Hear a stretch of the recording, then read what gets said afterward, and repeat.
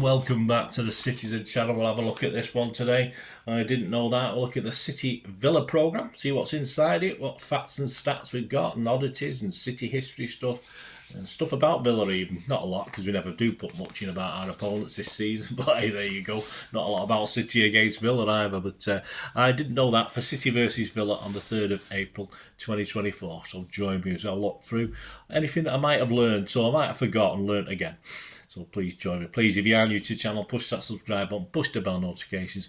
Everything City past, present, and as long as I can keep going. It's as simple as that, and it'll be here for, hopefully someone else can, after. Oh, I'm not going to get. I'm getting all morbid. No, yes, we'll be here as long as I can keep going. Simple as that.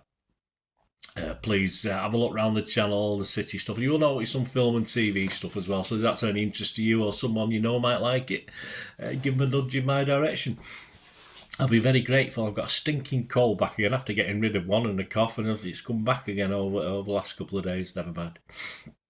I don't have to go travelling for the next few days, so I'm all right. If I was going to Madrid or anything like that, I'll be a bit pissed off, to say the least. Right, give us a like, guys, if you get the opportunity, please. Be very, very grateful. The cover, good cover. Nothing wrong with that cover with Pep with his back, and obviously the famous image of the dressing rooms there. So that's okay. That's a good cover, as you have been most of the season. What didn't we know about City, or did we not know, or are we interested in? Well, some Premier League stats on our Phil, of course, Phil Foden. He's made 157 appearances. That'll include some appearances as well. Scored 46 goals, made 25 assists, so almost at least one of those every couple of games. He scored 2 headers, 10 with his right foot and 34 with his left foot, and he's got a 43% shot accuracy, which isn't bad actually. That's not bad. That's pretty good. What about Gomez? Premier League stats on Gomez, of course, 15 appearances. They won't be starts, of course. He's made a lot of sub appearances. In those 15 games, he's made 9 tackles, but as I said, you've got to allow for the fact I wouldn't have minded knowing how many minutes he's actually played. He averages 20.27 passes per match. Cross accuracy, well, he must have Kyle Walker as his mentor. Yes, just a 20% cross accuracy for Gomez. I do remember when I first watched him, he looked as though he had a bit of a cracking shot on him, but it never sort of progressed, or we never got the opportunity after that. Yes, going back a little bit of history, Ian Brightwell picks his FA YouCut final second leg against United on the 29th of April 1986 as his main game. So we'll go back to that for his excerpt with a couple of questions and answers on it. I did a feature on, I'm doing a feature on the lads of 86, so if you can check out any of those vlogs, guys, have a check on the channel. Any problem with any links, I can supply the links to you. And there might be a couple not been published yet, and I can, if you want a private link, I can sort of make it private and give it you for that. If there's anything you're interested in, just check with me. Rest of history. Gary James, of course, looks back at the 2012-2013 season. Of course, Mancini's City beat Villa 5-0 that season, 17th of November. Joe Hart won the Golden Glove that season. New arrivals included Jack Glasslegs Rodwell, Richard Wright, Scott Sinclair, Mason Nastasic and Javi Garcia. Our biggest crowd was on the 1st of December 2012 against Everton, 47,386, and Dzeko and Tevez both were joint top scorers with 14. I think Dzeko played half the games Tevez played though, so not bad going. Marc McCarthy, his stuff is kitted out for the same season. It was Umbro's final season, of course, to the dismay of many City fans. The home was a sky blue with the collar, wasn't it? Not one of my favourites particularly, but that wasn't replicated in the away and third kits. They were round collars. The lovely maroon. I always like a good maroon kit away. And the third kit was the black with sort of those shadowy stripes, wasn't it? With sky blue accents. That third kit was worn 10 times actually during the season, including that very first Community Shield game, of course, that I went to at Villa Park. Great atmosphere that day. The win over Chelsea, of course. And Marc has in his collection. Apparently Sergio Aguero kept all the shirts where he scored goals, so it must be a hell of a collection he's got. But Marc does have, assumedly, a match he didn't score a goal. He didn't say that, but I assume it is by what he said before. Marc has a long sleeve maroon Sergio long sleeve shirt he wore against QPR in 2013. It's believed to be the only time, said Marc, that he opted for the long sleeve option. These Argentinians, I thought they were soft. These Argentinians.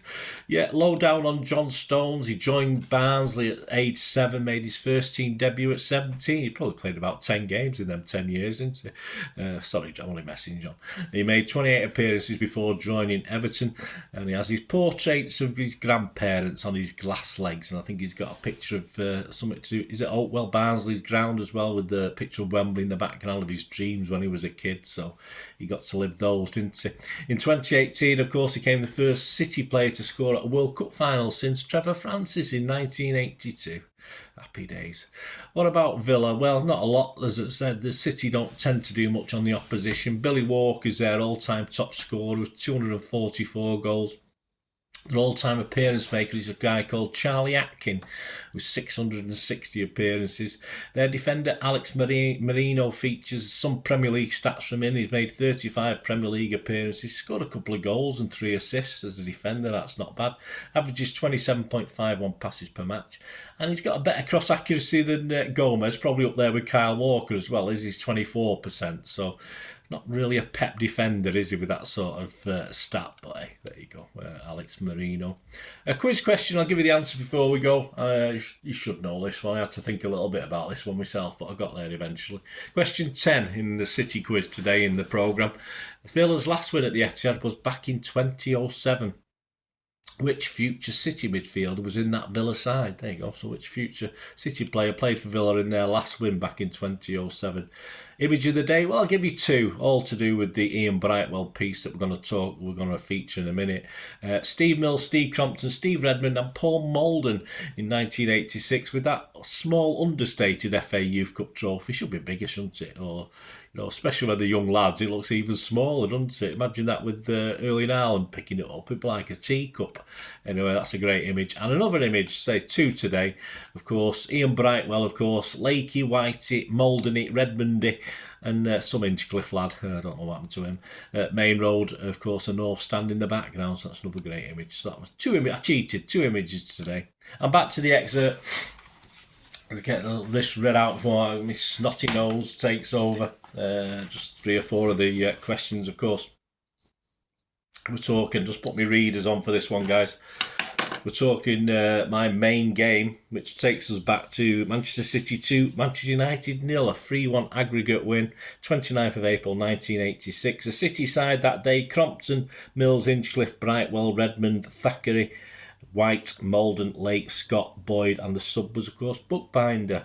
Yeah, I won't read United's out. Apart from Walsh, I've not heard of any of the others, I don't think, so I'm not bothered with them anyway. Attendance at Main Road that night, 18,158. He said he was asked the first FA Youth Cup success is still remembered by many City supporters. How did the club manage to bring together so many outstanding young players?